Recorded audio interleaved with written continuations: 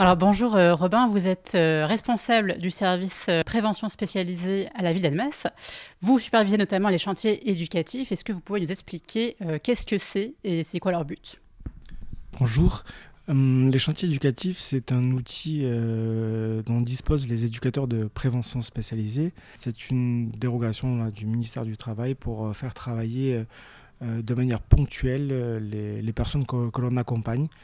En l'occurrence, voilà, nous, on met en place des chantiers éducatifs sur le service prévention spécialisé de la ville d'Annemasse, sur des chantiers de quelques heures, voire des semaines entières en fait, pour des personnes là, qui sont majeurs et mineurs. Et du coup, est-ce que vous pouvez un petit peu nous expliquer quel est leur objectif pour ces personnes? L'objectif des chantiers éducatifs, il est à deux niveaux. D'une part, pour les personnes que l'on accompagne, il y a évidemment l'aspect financier. Elles nous sollicitent pour avoir une rémunération. L'argument il n'y a pas de travail ne tient pas avec nous. Voilà, nous, ils veulent travailler. On a la possibilité de leur proposer un chantier en fonction des fournisseurs de chantier que nous avons. Donc ça peut être très varié. Et aussi pour des raisons très individuelles, il y en a qui veulent se remobiliser, retrouver un rythme de travail, en sachant très bien que nous n'avons pas les exigences du monde du travail ordinaire. On est beaucoup plus souple et flexible sur les horaires. Il est possible de faire des chantiers que de 2-3 heures. Et pour une personne qui n'a pas travaillé depuis très longtemps, c'est plus à sa portée de travailler que 2-3 heures que de reprendre un travail à 35 heures. Après, au niveau, nous, des éducateurs, avec la personne, lorsque nous acceptons de réaliser un chantier avec elle, on leur propose un plan d'accompagnement. C'est-à-dire que le travail n'est pas une finalité en soi pour nous.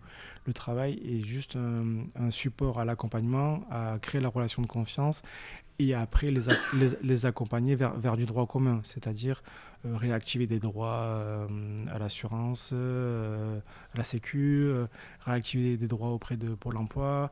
On est vraiment ce lien avec le monde de l'emploi ordinaire. Et voilà, après, ça peut être des objectifs très variés, comme accéder à une pièce d'identité, à une carte vitale, vers mesurer leur employabilité pour faire une prescription derrière, accompagner vers le logement. C'est propre à chacun, donc c'est difficile de vous énumérer tous les objectifs, mais c'est innombrable, c'est propre à chaque situation. Et juste à titre d'information, mais par exemple, qu'est-ce que vous avez eu comme type de chantier dernièrement? Dernièrement, on a eu des chantiers déménagement. Donc c'est voilà, une personne qui déménage. Donc là, il y a eu trois volontaires qui sont venus nous aider à bouger du mobilier et la ramener à Emmaüs. Il peut y avoir de l'espace vert dans les jardins de la ville d'Annemasse. Il peut y avoir du compostage. Il peut y avoir, là actuellement, il y a un chantier à l'eau vive, au foyer l'eau vive, où les volontaires repeignent les appartements des personnes âgées. Il peut y avoir de la manutention. Vraiment, tout dépend des fournisseurs de chantier. Après, moi, là, j'évalue si c'est faisable, car ça doit être des tâches de niveau 1, c'est-à-dire qui ne demandent aucune qualification particulière et qui ne sont pas dangereuses. Et puis, voilà, ça peut être très varié. On voit ce qui est possible, on voit si c'est sécure. Et puis après, nous, voilà, on a assez de monde pour les mobiliser et beaucoup de volontaires pour participer à ces chantiers. Donc après, c'est nous qu'on choisit qui on met dessus après. Ça existe depuis combien de temps, ces chantiers éducatifs? Et est-ce que vous avez un peu une idée du nombre de personnes que vous avez accompagnées depuis? Les chantiers éducatifs, ça existe depuis très longtemps. Enfin, c'est inhérent à la prévention spécialisée. Nous concernant, le service prévention spécialisé à la ville d'Annemasse existe depuis le 12 juin 2023. Au niveau du nombre de personnes accompagnées en chantier éducatif, on accompagne à peu près 300 personnes par an.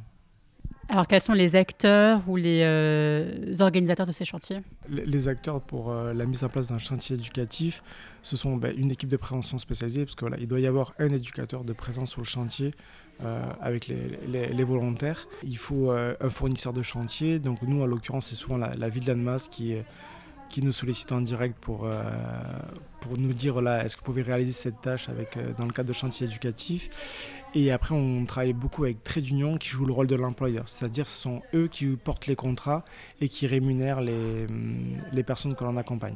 Le but, c'est pas faire concurrence avec le marché droit commun ou des entreprises privées.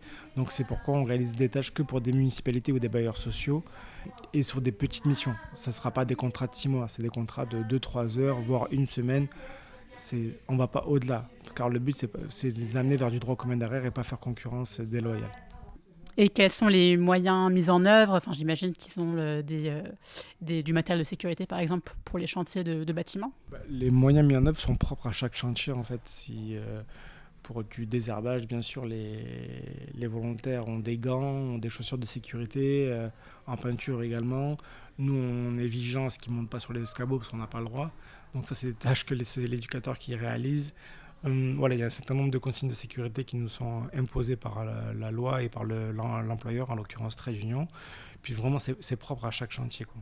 Alors bonjour Jean-Manuel, donc vous participez en ce moment à un chantier éducatif au bâtiment de la résidence Le Vive dans le quartier du Perrier.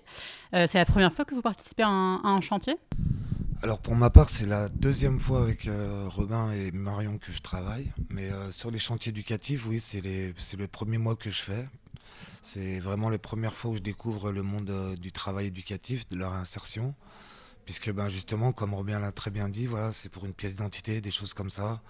Et malheureusement, dans la rue, on tombe dans des addictions, des choses comme ça. Et on a tendance à s'oublier. Et finalement, ces chantiers nous aident petit à petit à renouer avec le monde du travail, avoir de l'argent pour pouvoir justement refaire des pièces d'identité.